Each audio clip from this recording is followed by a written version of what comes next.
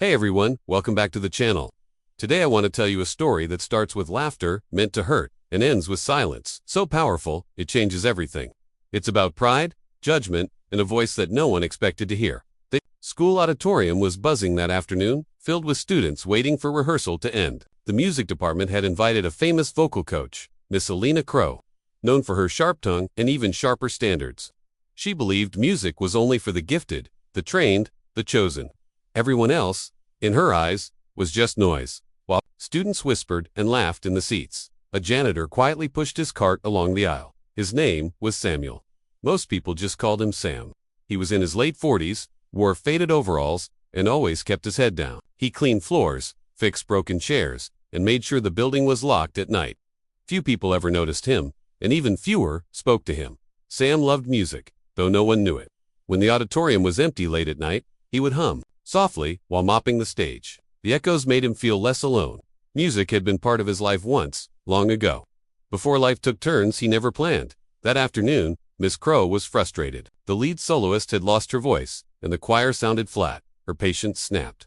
She scanned the room, clearly annoyed, and her eyes landed on Sam as he swept near the stage. With a smirk, she said loudly, "Well, since no one here seems to know how to sing today, why don't we let our janitor give it a try?" Laughter exploded across the room. Students nudged each other, some covering their mouths, others openly laughing.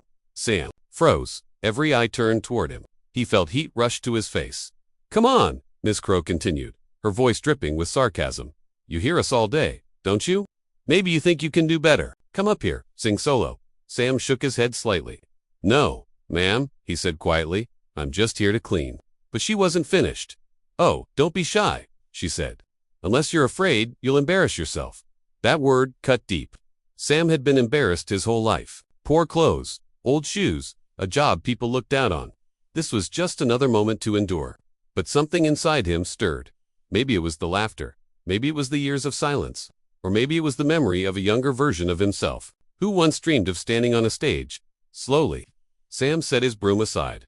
The laughter grew louder as he stepped onto the stage. Some students pulled out their phones, ready to record what they thought would be a joke. Miss Crow folded her arms. "Whenever you're ready," she said. Sam took a deep breath. The lights felt too bright. His hands trembled slightly. For a moment, the room was quiet, waiting for him to fail. Then he sang. The first note wasn't loud. It wasn't flashy. It was pure, steady. It filled the room like warm air. Conversations stopped midway. Phones lowered. Sam continued. His voice rose, smooth and controlled, carrying emotion that hit straight in the chest. It wasn't just singing. It was feeling. Years of loss, hope, regret, and love poured out with every note. Students sat frozen, mouths open, eyes wide. Miss Crow's confident expression slowly faded. Sam reached notes that seemed impossible, gliding through them effortlessly. Notes Miss Crow had spent years teaching others to reach but could never sing herself. The acoustics of the auditorium wrapped around his voice, making it sound bigger than the room, bigger than him. Bam! When he finished, the final note hung in the air like a held breath. Silence.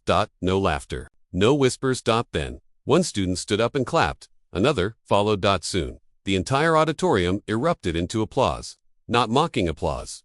Real applause. The kind that comes from being moved. Sam stood there, stunned. His eyes shimmered.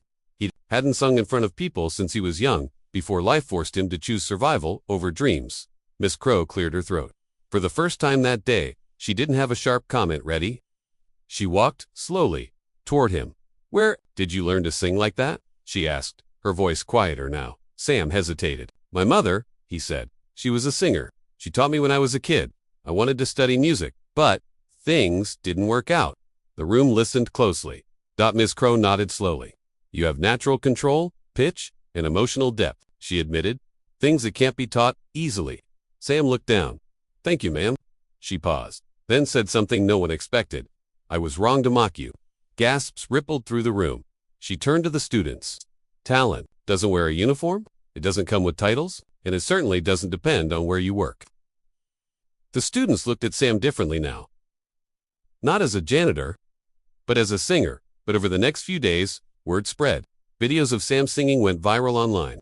Comments poured in from around the world praising his voice and criticizing the way he had been treated. The school offered Sam a chance to work with the music department. He was invited to sing at the next concert. Students asked him for advice. Some even apologized for laughing.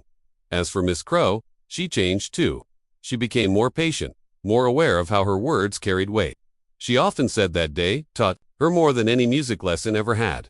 On the night of the concert, Sam stood center stage, not as a joke, not as a dare, but as the main performer. The lights shone, the audience waited, and when he sang, it wasn't about proving anyone wrong anymore, it was about finally being heard. So if this story reminds you of someone who's been underestimated, or maybe even yourself, remember this: talent can live anywhere. Dreams don't expire. And sometimes, the quietest person in the room is holding a voice the world needs to hear. Thank you for watching. If this story moved you, don't forget to like, subscribe, and share it with someone who needs a reminder to never judge a book by its cover. I'll see you in the next video.